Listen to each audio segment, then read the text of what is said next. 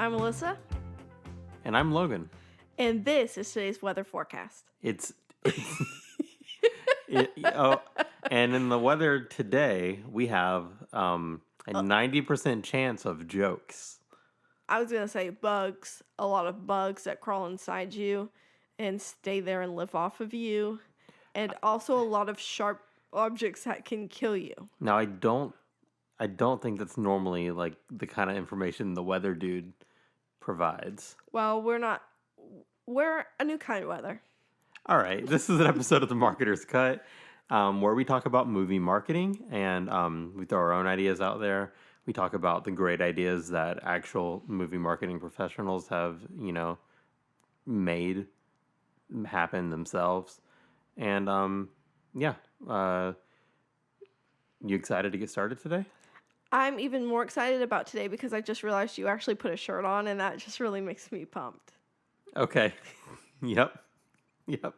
Well, we have a big month coming up. We got some fun stuff that we're going to do. Next week, Godzilla vs. Kong will be our episode. 2 weeks after that, we'll be doing the new Mortal Kombat movie that's dropping on HBO Max. And we have some open weeks, and we wanted to do a little bit of a Oscar special leading up to the last week in April, where we'll do our post-Oscars episode. And what we decided we're going to do is we're going to take some notable years in the past, recent years, and talk about the movie that won Best Picture, and then talk about what we collectively would have chosen for Best Picture had the actual winner not won. Mm-hmm. Because the actual winner was my Best Picture in these two episodes we were going to do on these movies. Yes. Yeah. Not me. Not you. In the last one. Yeah. In this one, yeah. So, yeah, we are going to be talking about this episode, Parasite and Knives Out. Some really fun movies. Well, no, they're really great movies. Yeah, I wouldn't say fun. I mean, there's fun parts of Parasite. She sings the Chicago song. You mean like the murder? I mean, murders can be fun depending on how much you like murder. That's a good point. I remembered my Knives Out idea. Yes. Good. Cool. So let's go ahead and get started because we have a lot to talk about today. So Parasite. This was a great movie directed by joon-ho. Here's a synopsis from IMDb. Greed and class discrimination threaten the newly formed symbiotic relationship between the wealthy Park family and the destitute Kim clan. What a very... I don't even know what to say. I don't think a lot of synopses. Is that the plural for synopsis? Yes. I don't think a lot of synopses talk about the theme of the movie. They're more like plot. Yeah, that was like the straight up theme of the movie. But I mean, the theme of the movie is like a big reason why this movie was like so big. So, good on it. So this movie premiered on May 19th, 2020 at the Cannes Film Festival, and it won the... I don't know exactly how to say this because I didn't get a chance to go to this festival in college. Like, some of my friends did. Mm-hmm. I think it's the Palme d'Or. But the d'Or, you almost say it like it's one syllable, but it's like two syllables, but it's like 1.5 syllables. Mm-hmm. You know what I'm saying? Sure. This was the first South Korean film to win that award. Oh, to give some context, that award is like the top prize at this film festival. Very prestigious. This is the first South Korean film to win that award, and the first since blue is the warmest color to win with a unanimous vote. So that alone gave it a lot of hype. Yeah. Because, I mean, that's a big deal. And, I mean, that is an international film festival. It's one of the biggest ones that people pay attention to every year. So, again, very big deal. We'll see that this movie went on to be nominated for multiple Oscars, and it won 4. Best Picture, as everyone knows, Best International Feature, Best Original Screenplay, and it also won Best Directing. Well-deserved on all fronts, I believe. But all that gave it a little bit of a bump, as we'll talk about a little bit later in its box office numbers. It seemed to help it a lot. So the actual first opening of this movie was on May 30th, 2019 in South Korea, and it opened in the U.S. on October 11th, 2019. Its budget, 11.4 million, fairly low budget. And opening weekend. So in South Korea, it opened to $20.8 million and made over $70 million in South Korea. So it did pretty well over there, obviously, because it's a great movie. And I mean, that's a domestic film in South Korea. Most of the times, you know, a U.S. film is going to make country-wise, it'll make its most either in the U.S. or in like a big market like China for some certain films. But this movie opened in the U.S. on October 11th to a whopping $393,000. Boo. I mean, not boo. When you see that it opened on only 3 screens. Well, yeah, boo. That's well, okay. Should have opened them on all of the screens. You're right. Although I think the release strategy worked really well for this. But let's get down to it. So in the U.S., it made $53 million. International, $205 million. So it's a almost $260 million worldwide total. This movie made a ton. Okay, so obviously made 11.4. I didn't do the point, but if overall it made 23.6 times more than what it actually cost to make it. So that's actually yeah. It's a shit ton of money. I mean, there's actually a term for that in like box office talk. It's it's multiplier, which is like a pretty general term, but like what was this film's multiplier? And it's the number you just gave. Like what is its total box office pool compared to its budget? And like when you look at these big blockbusters and stuff, like a multiplier of 4 is good. If you have a $200 million budget and you make $800 million, no one's going to say you did bad. Like 4 is good. Would you say 23 point something? 23.5454. I mean, technically 0.6. Yeah, no, I mean that's amazing, and of course, like with a lot of lower budget movies like this, that do well, their multipliers are often like better than blockbusters. But this is still like. To be honest, I don't even feel like the budget was that low either. Like when I think about the movie, I don't think about a low budget movie. Oh no, I mean like 11.4 is, I think it falls into a healthy like mid budget range. Like it's not. It's low compared to blockbusters. And like we'll look at Knives Out later, but Knives Out had a budget of $40 million. I mean, yes, but I would still in my head I just don't I feel like it's more. I mean, obviously it's not, but like in my head I feel like this costs more money than this to make this. Yeah, I mean, no, I mean you're right, and I do know a lot of that budget went towards special effects. Like there were a lot of special effects in making like the house look and work the way it does. Interesting. Yeah. I didn't do any research on that for this podcast because I didn't think it is super relevant. But anyone listening, if you're curious, go look at the special effects they did. It's really cool because this is not the kind of movie that you would think would use a lot of like computer generated effects like that. Cool. So Rotten Tomatoes, 98% critic score, 90% audience score. It doesn't surprise me. This movie was critically acclaimed and also.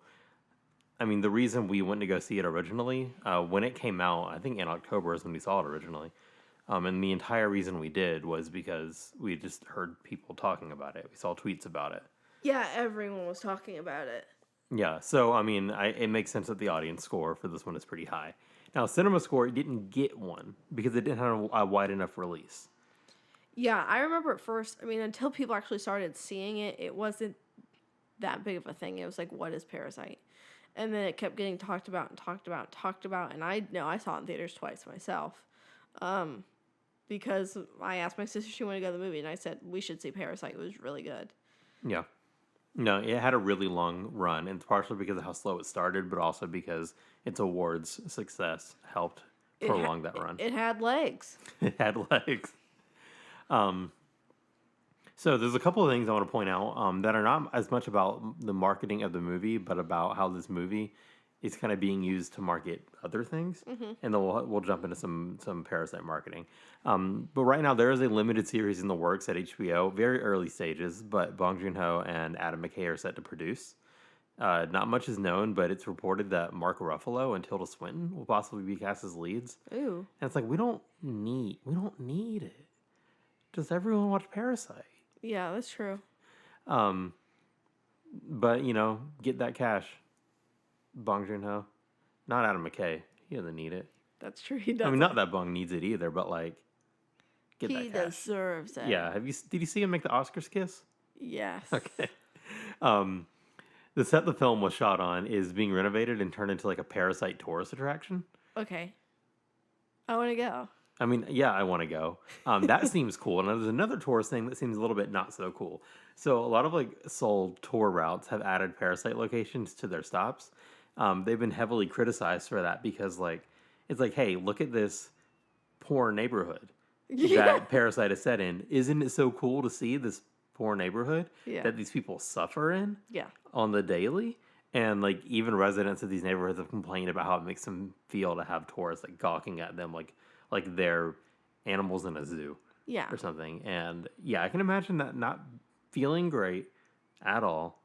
And I get this movie has been like a worldwide success, so I get like tourism companies wanting to capitalize on it, but you have to like have respect for real people. Yeah, I think it'd be different if you went to like the big house and you're like, look at this big cool house that they shot Parasite in. Isn't that cool?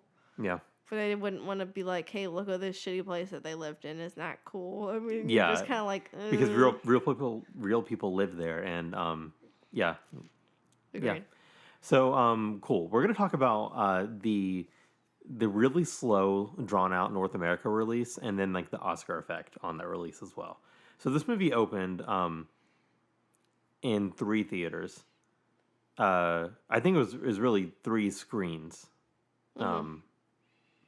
Made $376,000 per theater. It's the best ever per screen number for an international film, but still only 3. So its second weekend expanded to 33 theaters. Makes $1.24 million total. That's, guess what? 11 times more screens. No, it is. And it's a little context, like a wide release is probably about 3,000 screens. You know, the biggest ones get up to about 4,000. Wide release is probably anywhere between 2,500 and 3,500 screens. So when you're looking at 33, that's nothing. That's just like theaters in LA and New York. And that's it, really. Third weekend, that quadrupled to 129 theaters. 1.8 million total. We moved to its 6th weekend. It's now in 620 theaters total. Now, this is its peak pre-Oscars. And then, you know, it goes down to its 10th weekend. It does eventually cross the $20 million mark, which is rare for an international film in the U.S. But it's in about 300 theaters at that point. So it's still not an accessible film for a lot of people because it's not everywhere yet. We fast forward to the weekend of the Oscars. This movie is in 1,060 theaters. Made $1.5 million that week. And after the Oscars, Neon doubled screens, and the film made $5.5 million. And that bump from the 1.5 to the 5.5 is one of the biggest Best Picture bumps since Gladiator in 2001. Wow. So the Oscars really helped it. And, I mean, anecdotally, my family didn't start talking about this movie until the Oscars happened and it won Best Picture. And then my grandma, who like would never watch a movie with subtitles, actually watched this and thought it was good. My brother, who would never watch a movie with subtitles, like watched this and liked it. Your grandma every time is like, I just wish I didn't have subtitles. I mean, so yeah, the fact that I feel like she just said that this weekend. No, she said that they need to remake it in English. Because she doesn't want to read. And, yeah. Love you. She's listening to this. But, okay, so, yeah, long, drawn-out release. But it made a lot of money. It was very successful after its awards bump. It was eventually released on Blu-ray by Neon, distributed by Universal on January 28th, 2020. I went to Target to try to get it, and it was sold out. And I went to another Target to try to get it. And online, the app told me there was 1 copy left in the store, and I couldn't find it. And then this guy is, like, trying to help me look for it. And actually, this was the first Target. My bad. He's trying to help me look for it. And while he was helping me look for it, someone else walks up and is like, hey, do you have Parasite? And he's like, no, I'm trying to help this guy find the last copy. And he looked really sad and walked away. So, like, this was selling out. I don't know if it was like they decided to make too little, like they didn't know how popular it was going to be, or if it was really just popping off the shelves. But it did sell out. I did go to another Target and get it. But then 2 weeks later, they announced that it would get a Criterion release. And I was like, oh no. I just bought it. And then in June, they released the 4K Blu-ray version, which I did buy. And now I have a copy of Parasite that we might give away this week because I need to do something with it. Yeah, and another quick thing is the Criterion Release does have a black and white version. So that's 2 weeks in a row we talked about a movie that gets a black and white version. Mm-hmm. Interesting. Amazing.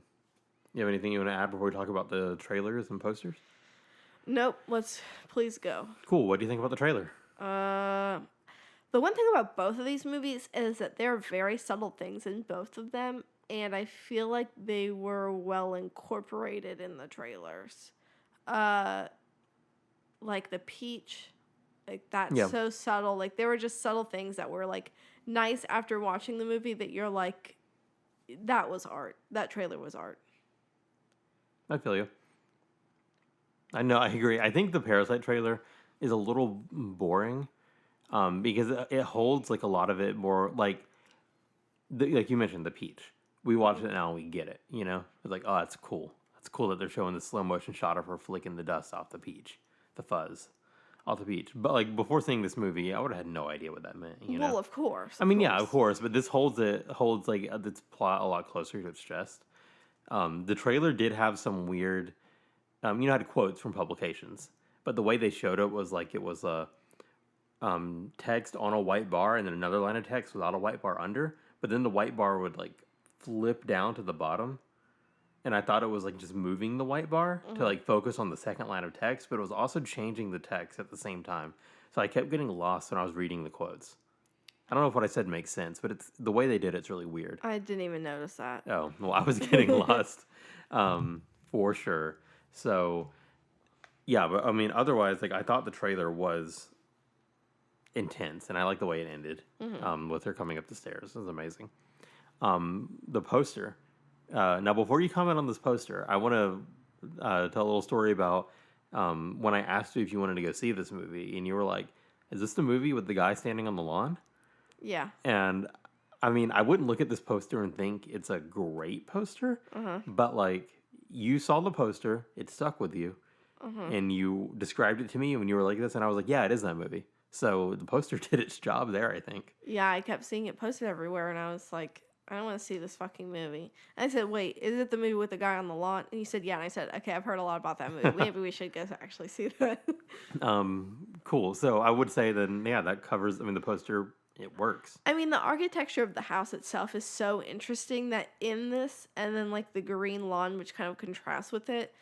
And then obviously there's a dead body there. I mean, like there's a lot going on in this poster. The font's also so cool. The font, and then like the blacking out, like the black bars and the white bars, like across their eyes. It's really eye-catching. Yeah, no, I agree, and we have the receipts to prove it.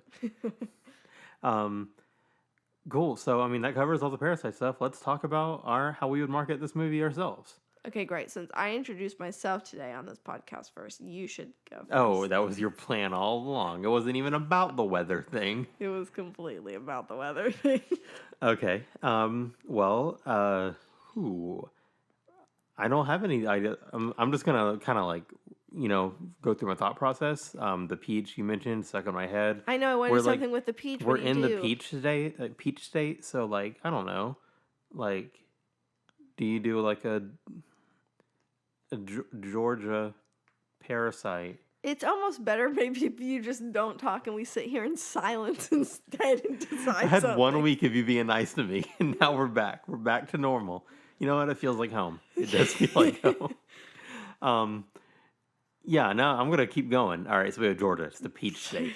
Peach, it's a deadly state. You do a horror film of the family watching this movie, and it's the person, the old housekeeper who's allergic to peaches. You do a horror movie of her watching a movie, and the movie's called Georgia, and it's just showing a bunch of peaches, and she gets real scared and runs out, and it's like a little featurette that you kind of throw on the Blu-ray. You post it on social, and you're like, funny. I think something that would be interesting is when we first watched this movie, it was like the first half and the last half are very different. Mm-hmm. And I would almost like to see different trailers. I almost want to see like the first half in a trailer and then the second half in a trailer. So one where it's kind of like, oh, this is kind of like a funny, light-hearted family thing. Like they're kind of like scammers, you know, it's funny. And then one where they do like a real spooky one. Like, hey, actually, Like a thriller trailer? yeah, like, hey, look how spooky this is. It's all about being really spooky. I think that one thing that worked really well for us is like we were sitting down in the theater and talking about it. We're like, what kind of movie is this again?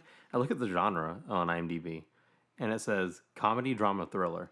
And we were like, what? And then the movie ended and we talked about it and we're like, oh, it was a comedy and then a drama and then a thriller. I do remember talking about that actually. So that was very good. And I think that they should incorporate that more into everything.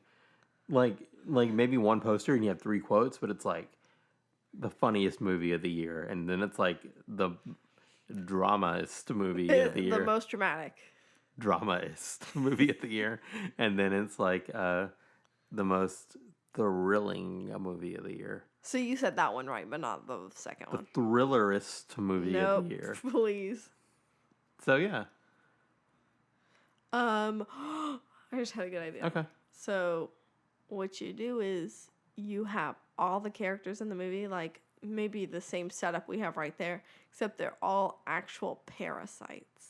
On the poster, the people, everything else stays the same, but the people are parasites. What kind of parasite?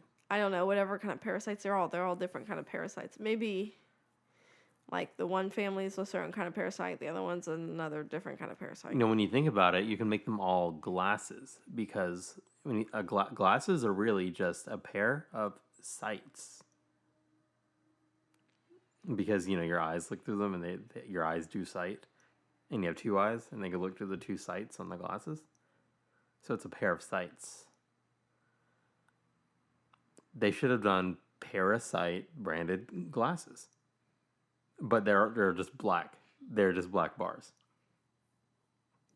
But you can see through them because you need to. But they're one way. It's like a one-way mirror. Or window. Are they called one-way mirrors or windows? Because really, it is a one-way mirror, but it's also a one-way window. One-way mirror / one-way window branded Parasite branded things. Parasites glasses. Do you have anything you'd like to say? No. I let you go on and on and on because later you're going to listen to it and you're going to say, that was fucking stupid and you're going to have to cut it out. No, I'm not cutting that out. I'm very proud of it. Well, that's fine, but everyone else is going to say, wow, he's really stupid. I mean, that's it. I was just going to let you. Instead of me stopping you, I was just going to let you be dumb and everyone's going to hear it. Are you done with Parasite? Can we move on to Knives Out? Okay, let's talk about Knives Out. Oh, wait, I have one more Parasite thing. They should have said, hey, we're going to release a 4K Blu-ray and a regular Blu-ray so that I didn't buy 2 Blu-rays. They should have said that. I did buy 2 Blu-rays, so I actually think their thing worked pretty well. Yeah, but actually, they shouldn't have said that. But to be nice to me, they should have said that. Cool, Knives Out. So Knives Out is it's a whodunit. Like, no one has ever done it. It says that one of the trailers. I thought it was a cool line. It's directed by Rian Johnson, my boy. Directed Brick, Looper, Star Wars The Last Jedi, Brothers Grimm. Probably some student films when he was a film student. I don't know. This synopsis for this movie is: a detective investigates the death of a patriarch of an eccentric, combative family. They are very combative. Yeah, and eccentric. So this movie was nominated for Best Original Screenplay at the Oscars. Didn't win. R.I.P. It lost out to Parasite. Mm-hmm. Parasite deserved it. On R.I.P. because it did deserve it. It premiered at the Toronto International Film Festival on September 7th, 2019. This is just the latest entry into our goddamn we need to go to the Toronto International Film Festival one year. It'd be fun thing. Let's just move to Toronto. Well, it's a lot. It's cold. Yeah. It's cold. The movie actually opened on November 27th, 2019. Now, it did have an early release 1 week before. with an opening message from like Ryan Johnson and posters handed out at the screenings. And I know that because We got one. and we went and we have it on our wall now, and it's amazing. Cool. So let's get into the nitty gritty. The gritty nitty. Wow. This one, like I said earlier, budget of $40 million. Opening weekend made $27 million. Now, I just want to say it made $1.6 million opening in South Korea and $6.1 million total in South Korea. So Parasite made like $70 million in its domestic country, and then in the U.S. made like $50 million. And Knives Out only made $6 million in South Korea. So I think Parasite's the winner there. You know what I mean? In South Korea, yes. And in the U.S. Because it's like, it's the not domestic country. You know what I'm saying? That's true. So Parasite kind of knocked Knives Out on its ass and said, hey, put those knives back in. You shouldn't have laughed at that. I don't know why you are. Knives in. Okay. So its total domestic number was 165 million. 146 million internationally, and worldwide it made over 311 million. That makes it the number 2 top grossing movie of all time for an original screenplay. It's very impressive. Well, guess what? That's also less than even what Parasite made.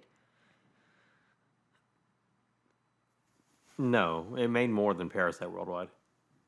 That's what I meant to say. Sorry, I'm trying to do the math. Oh wait. You're doing this multiplier math? Okay, well I did it wrong because I keep looking at just opening weekend instead of like the actual worldwide. I just got a picture of a dog on my phone, so I'm really distracted. Okay, well. Okay, so 7.775 is the multiplier. See, that's a more normal good number. Parasite was way off the charts. This is a more normal good number though. So like, yeah, Knives Out, it done did it. It done took those knives back out. It did open second. Sorry, what were you gonna say?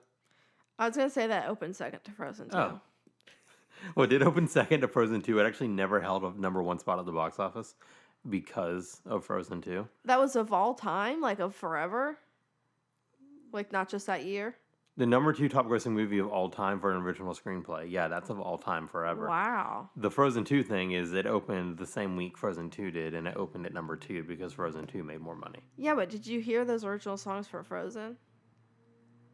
No, I mean, what was the new one? No, we're not talking about Frozen Into the 2. Unknown. Into the Unknown. That's a good one. Such a good fucking song. It is better than Let It Go. I'll say that. It is. Okay, so Rotten Tomatoes score has a 97% critic, less than Parasite, but a 92 audience, so a little bit more. Mm-hmm. Not much to say there. I mean, we know this movie was liked. It did really well. Cinema score was an A-, so like people were digging it. Had a lot of buzz. People were going to see it. No shocker there.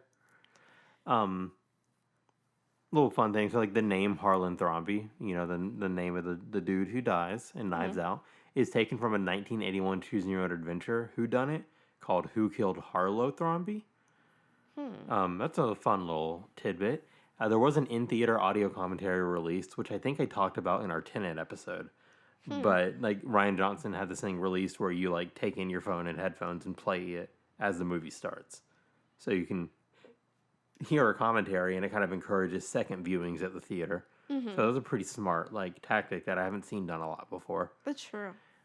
And then, you know, released on digital HD on February 7th, 2020, and DVD, Blu-ray, and 4K on the 25th of February in 2020. And last little bit that I want to talk about now is that there's a sequel in the works with Daniel Craig reprising his role as Benoit Blanc. So it's not like a direct sequel, but it's going to be like him taking on a new mystery. Yeah. And that just sounds amazing. By Ryan Johnson? Yeah. Good. He's at least writing it. I don't know if he's going to direct it, although I imagine he would. Yeah. But I know he's writing it now. He has the story idea and everything. Okay. Cool. So now we're going to get into like the real, you know, real's a weird term to use, but real marketing for this. This is a packed section. Yeah, it's a really packed section. Full. So I'm going to start with just the general idea that the campaign had to hide a lot of this movie. So it kind of gives away a lot of the plot, but at the same time it treats Benoit Blanc as the main character when he is not. He is not. And I mean, that's always a fun little switcheroo when like really quickly you find out that the movie's not really about what you thought it was going to be about. and it had to hide that. And the next kind of big thing I want to talk about is, and this is a gold mine that we don't get for every movie we do, but movies and studios will often hire agencies to handle the marketing and advertising work for their films, because that's just what they do, you know? Yeah, and they do it better. Like if I were ever to get a job for marketing movies, it probably wouldn't be like in-house at a studio. It'd be at an agency that specializes in that. And this is what this agency does. So they're called Digital Media Management, and they ran the four-year consideration and home release campaign for Knives Out. And you know, a lot of agencies on their website will have sort of case studies about the work they did for a certain product or project, to kind of both sell themselves to other clients, and also it's a good way to recruit. It's to say like, hey, people that want to work here, look at all the cool shit we do. I looked at their careers page after. They were based in LA and New York. Dang it. But no, really cool. But anyways, they did Knives Out, and they have a whole page talking about what they did specifically, why they did it, their results in terms of like social media impressions and engagement. And it was really cool. So here's a little quote from like the opening paragraph of that. We put our ear to the ground to learn what fans loved about the film and amplified content and community management strategies across all social platforms through our social listening. We noticed that fans loved the family dysfunction and all the banter that came with it, including Chris Evans' memorable character and his iconic sweater, and the film's protagonist played by Ana de Armas. So like what they're saying there is like they use like, you know, social listening tools, which are these things that aggregate what people are talking about across all social media, and they can find what topics are common. They can see what kind of content does well, what kind of content the people who you're relying on to boost your own content for engagement are engaging with and everything. It's a very valuable tool, and they used it in a pretty successful way because the things that they did turned out pretty well. So, do you want me to take the first one, or do you want to take the first one? No, I'll do it. Can you make the words bigger? Yeah, I will. My eyes are. Okay, this is exactly the font I liked. Okay, so they did a Chris Evans Stan account. So they changed their main account to a Chris Evans Stan account, focused on the sweater that he wore in the movie, and they encouraged engagement with hashtag Knives Out challenge.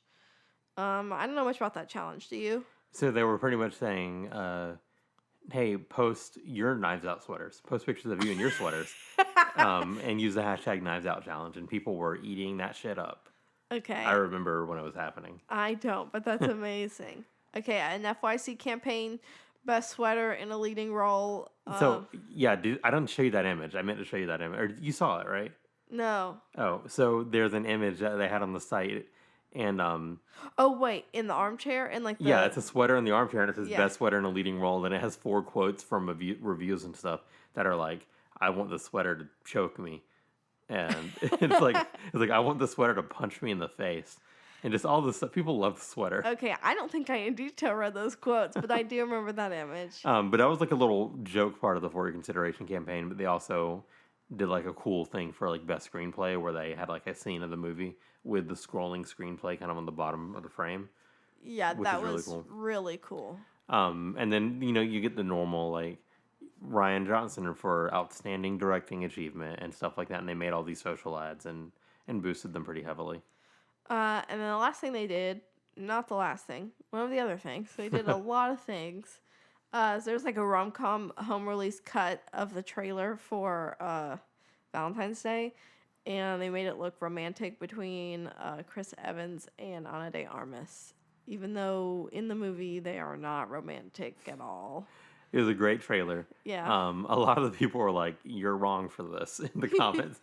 But it got some great. The whole campaign, all their campaigns, got great engagement from their website, and I'll definitely link to their page in our show notes and stuff. So I definitely recommend going to read it if you care anything about like movie marketing. This is some great insight into like the actual professional work that goes into it, and not our dumb ideas. Mm-hmm. So, cool. We talked about the trailer a bit already, so we don't need to say much here. Yeah, it was good. The reason I love movies like this is I love reading books like this of like well, what the fuck's gonna happen? What's going on? And then this was also like at the same time really fun. The color scheme was really great. I don't know why it came out during Thanksgiving and it has like a Thanksgiving feel. Oh, it definitely has a Thanksgiving. Maybe Like because it it's has like that fall November feel. Yeah. it's a fall November feel. It's like this is an old man's house and like you go to old people's houses on Thanksgiving. Like it it gives you that whole feel. It was a perfect time to release it. And I mean the trailer really gives it to you. It does. And like the poster, I would agree, does similar things. Mm-hmm. You get like the heavy yellow, which I love that color in movie posters. It's always Yeah. like, I mean, it's used for a reason. It stands out. That's why, like, I mean, that's why it's used so often. But I still love it, and I love how it's used. I mean, it is a generic. Check out the whole cast here, but at the same time, like, it's a great cast. So It's a great cast and the art style of the cast is really interesting too. yeah, I mean, like, they're all wearing different colors, and it's the wardrobe is very intense, but makes for a pretty visually intriguing poster. Yeah. And I like how they always say like a Ryan Johnson whodunit. It's not a Ryan Johnson film. It's not a film by Ryan Johnson. It's like the fact that it's a whodunit murder mystery is like so central to the marketing campaign. Yeah. So that was interesting. And one last thing about this poster is the tagline is "Hell, any of them could have done it," which like Yes. great tagline, great. Cool. So we're gonna run late this episode, but that's okay because there was a lot to say. I knew that was gonna happen. Yeah, I figured too, but like I didn't want to skimp on these movies because there was a lot for them, and we haven't gotten to talk a lot about like how Oscars affect Best Picture winners, and we got to talk about that a little bit with Parasite. Unfortunately, Knives Out didn't win any Oscars, so we didn't get to see how that Affected it. it would have heavily affected it. But there's a lot of other great stuff for Knives Out to talk about that we also don't get to use on this podcast a ton. So it's a worthy long episode. Now you want to talk about our Knives Out marketing ideas? Yes. I have a lot. Okay. My first one's a dumb one. We're just gonna get out of the way. It's called Knives Out, more like Knives In, like how I said earlier. Except I've had this idea for a couple hours. And what you do is you go around and you say Knives Out, more like Knives In, and then you have a fake knife and you fake stab people and they're like really scared. I thought you were gonna say like more like Knives In and put like a Knives Out branded pocket knife in their pocket. No, like you're stabbing them, but Okay. fake because it's a fake knife, and they're like, "What the fuck is happening?" And then they're like, "Oh, you didn't really stab me. That was scary, but it was okay." I have a suggestion. Uh-huh. Can we make it a real knife? No. Again, like we've talked about this before, but like it would get people talking for sure. I don't think you can argue that. Okay. Do you have an idea, or should I continue on? Yeah. Okay. I have an idea. Oh, yes, you So do. this movie should have done, I don't know how many episodes, but a true crime podcast to come out alongside the release of the movie, hosted by Benoit Blanc. And it would have been amazing. He could have done real crimes. He could have done a true crime podcast about who stole his donut holes. They can only be 10 minutes long. You don't always put a ton of effort into making like a hour-long podcast Yeah. for stuff like this, but have Daniel Craig hop behind the mic with his country fried chicken. His Louisiana accent. Yeah, and do his little true crime podcast. Yeah, I just think it'd be a great idea. I would have listened to it. Okay, great. Here comes my idea. Okay. So he's always talking about a donut, and inside the donut is the donut hole, but then there's a hole inside the donut hole. And the whole time you're like, what the fuck is he talking about? Krispy Kreme, bring it to him. I mean, you do it. You do a donut, and then you put a donut hole in the middle, and there's a little hole in the middle. And, maybe it could be like, it's branded, It's like a Knives Out little knife, not like one of those fake pirate knives you get for drinks. Maybe like a real one. Yeah. And you put it in the middle of the middle of the donut hole that's in the donut. Okay. Isn't that a good idea? Yeah, no, I get it. And you're like, hey, It's like a double donut kind of. yeah, you're like getting Yeah. the whole damn thing. Okay, I know. No, I get it. Damn.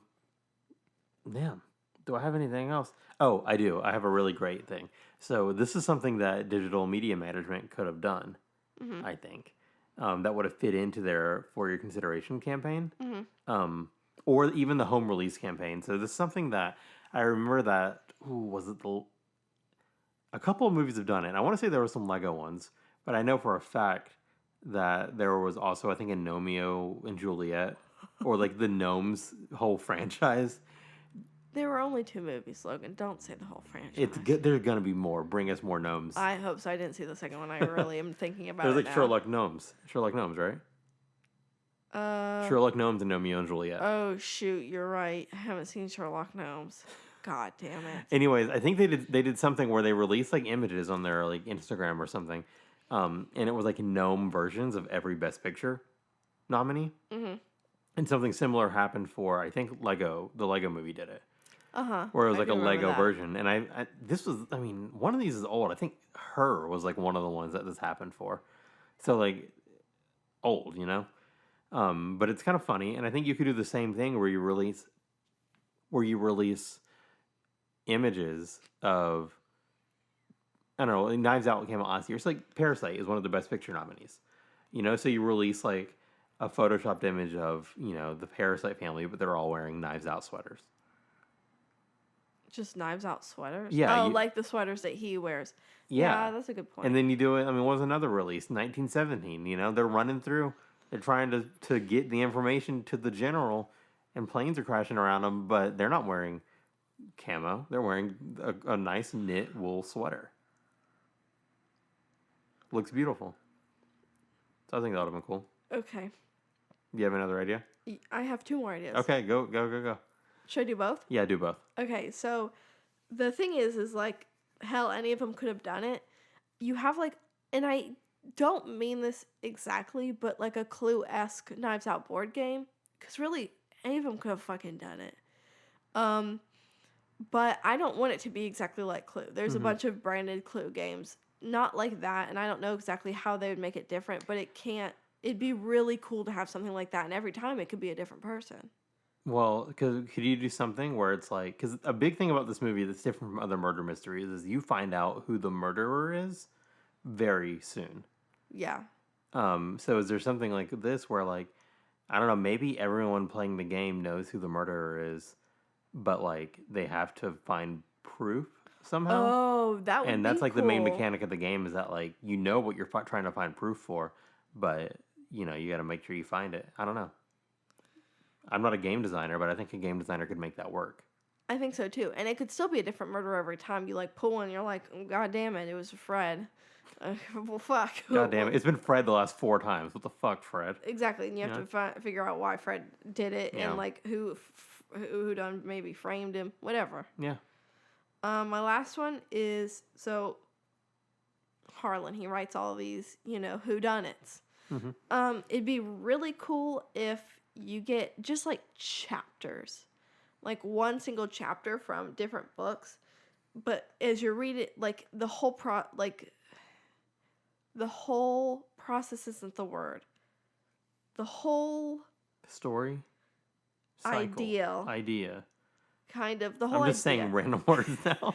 The whole idea is that it's based off of one of the family members. Like he writes a character in like, Oh, so you get like a chapter that's like, hey, this is a chapter from a book you wrote 30 years ago, but then you realize that like it's heavily inspired by like a family member, so you're kind of getting some insight into the characters that way. yeah, but I mean, of course, like the names might be changed or just barely, but like you're getting heavy vibes of like one character, and it's just like chapters. You could do like a tie-in novel full of like a tie-in book full of like short stories, where like each short story is like about a different character, but you can say it's like from the mind of Harlan Thrombey. Oh, that would be interesting. Yeah. Those are my ideas. I'm done. Cool. Last thing I would maybe say is they should do some sort of choose your own adventure to pay like homage to the book that the name Harlan Thrombey came from. I don't know if you do like a choose your own adventure web series, like YouTube series, or you release like a short book that's also choose your own adventure, and it's with the Knives Out characters. That could also be a fun thing. That would be a really fun thing. Yeah. Cool. Well, I think we can wrap things up now. We've really fired off ideas for that one. So this was an episode of The Marketer's Cut. You can find us on Twitter and Instagram at Marketer's Cut. You can find the podcast anywhere you can find podcasts or on YouTube.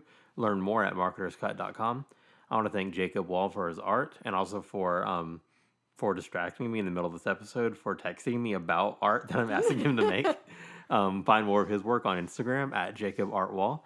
And yeah, like I said, next week we're doing Godzilla versus Kong, and like, we're not lame. We're not going to do another Godzilla movie. We're not going to do another Kong movie. We're going to do another versus movie. So we're doing Alien versus Predator with that one. It's going to be a real fun boy. Mm-hmm. Godzilla versus Kong, Alien versus Predator, Logan versus Alyssa. I would kill you. Okay. Cool. So, say this every time now, but recommend us to a friend. Share us on Twitter or, whatever social medias you use. Pinterest. Maybe leave us a review. MySpace. Please don't post us on MySpace. I mean, it wouldn't hurt. Cool. So we're going to go ahead and end now. I think we should end the show like while I'm fading up the music by just trying to do our best Benoit Blanc impersonation. I'm nervous, but music, come on. And it's a donut.